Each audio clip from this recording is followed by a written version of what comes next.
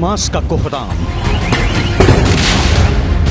और इजराइल का इंतकाम जारी है।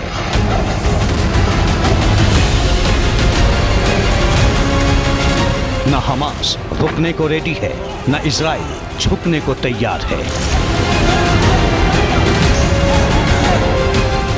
अंजाम तय नहीं है, लेकिन हारने वाले का सफाया पक्का है, क्योंकि ये हार और जीत की नहीं, जिंदगी और मौत की जंग है। पाने और गंवाने की नहीं, वजूद की लड़ाई है। जो हारेगा उसका नामो निशान मिट जाएगा। मिटने और मिटाने वाली इस लड़ाई का ट्रिगर गाजा पट्टी में बैठे उस हमास ने ऑन किया, जिसे दुनिया का सबसे शातिर और सबसे खूंखार आतंकी संगठन कहते हैं। वजह इन तस्वीरों में है। आसमान पर धुएं की काली लकीर खींचते रॉकेट और मिसाइलों ने इजराइल की जमीन लहू से लाल कर दी। पहला ही हमला जोरदार किया, एक साथ हजारों रॉकेट बरसा दिए।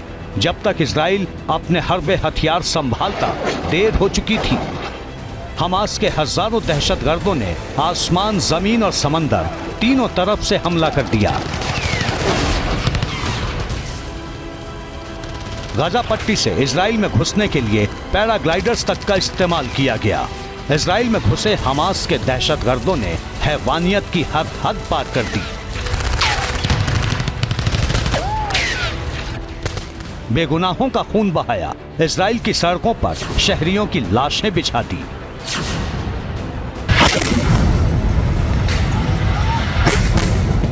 लड़कियों और महिलाओं से दरिंदगी की, उन्हें अगवा किया और बंधक बना लिया। Hundreds of terrorists probably have infiltrated the territory of Israel. We don't have the final numbers yet, but we're talking about more or less 300 people massacred, killed.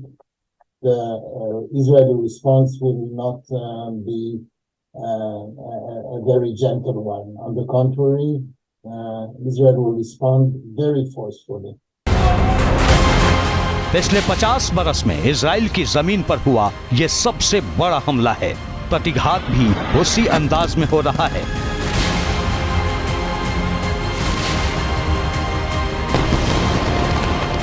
दहशतगर्दों ने इजराइल में खून की होली खेली, लेकिन वो भूल गए कि घायल शेर की सांसें उसकी दहाड़ से भी ज्यादा खतरनाक होती है।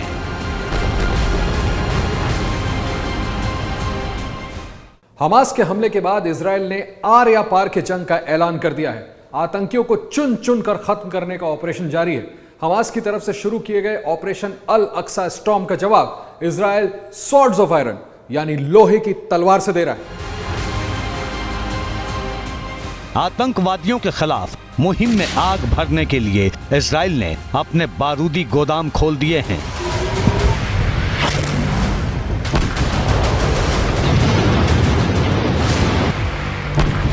दहशतगर्दों का शिकार शुरू हो चुका है। गाजा पट्टी में हमास के ठिकाने मलबा बनते जा रहे हैं। हमास के आतंकवादियों को अंजाम तक पहुंचाने के लिए इजराइल के टैंक निकल चुके हैं। इजराइल को पता है कि उसका पाला एक ऐसे आतंकी संगठन से है जो ISIS से भी ज्यादा खतरनाक है। हमास को तबाह किए बिना इजराइल रोकने वाला नहीं है।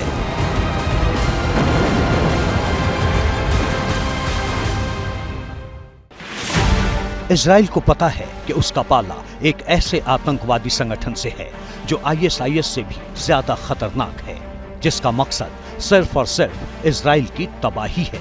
आपको इसके पीछे की वजह बताएं, उससे पहले हमास को समझ लीजिए। हमास एक इस्लामी आतंकवादी संगठन है जो 1987 में वजूद में आया। इसकी स्थापना शेख अहमद यासीन ने की थी। फिलहाल इसकी कमान इस्माइल हानिया के हाथ में है।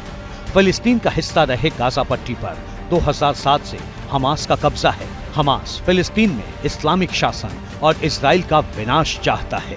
हमास के सबसे बड़े मददगार के तौर पर ईरान का नाम लिया जाता रहा है। 2007 के बाद से हमास इजराइल पर कई हमले कर चुका है।